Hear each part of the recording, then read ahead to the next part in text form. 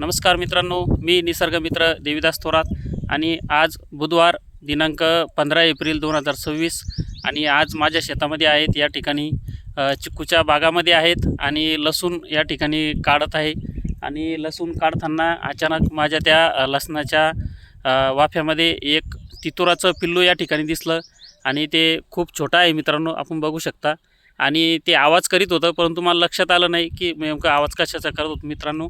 आणि उन्हामध्ये असल्या कारणानं ते खूप ताणेनं या ठिकाणी वाकडं झालेलं होतं आणि ते चालत आलेलं होतं मित्रांनो. परंतु त्याला थोडंसं हे बघा तुम्ही. आणि त्याला आता आपण या ठिकाणी पाणी पण या ठिकाणी पाजलेलं आहे मित्रांनो. आणि पाणी पाजून त्याला आता पुन्हा थंड चिक्कूच्या झाडाखाली आता मी बसलेलो आहेत.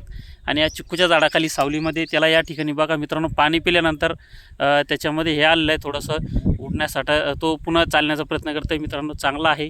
आणि आता त्याच्यामध्ये पाणी पिल्यामुळे थोडीशी एनर्जी आली. आणि या ठिकाणी माझ्या विहिरीजवळ मी पक्ष्यांसाठी पाणी भरून ठेवलेलं आहे. दिवसभर त्या ठिकाणी पक्षी पाणी येतात आणि पितात मित्रांनो. आणि हे देखील आहेत. आता हे पाणी पिऊन या ठिकाणी खूप चांगल्या पद्धतीनं या ठिकाणी आपण याला सोडलेलं आहे मित्रांनो. आपण बघू शकता की हे मित्रांनो अतिशय, हे बघा मित्रांनो, आता ते चालत आहे मित्रांनो अतिशय. ते बघा मित्रांनो, या ठिकाणी अतिशय चांगल्या पद्धतीने ते चाललं आहे बघा मित्रांनो. तर अतिशय आनंद वाटला आज लसूण काढता काढता या पक्षाला या ठिकाणी जीवनदान मिळालं.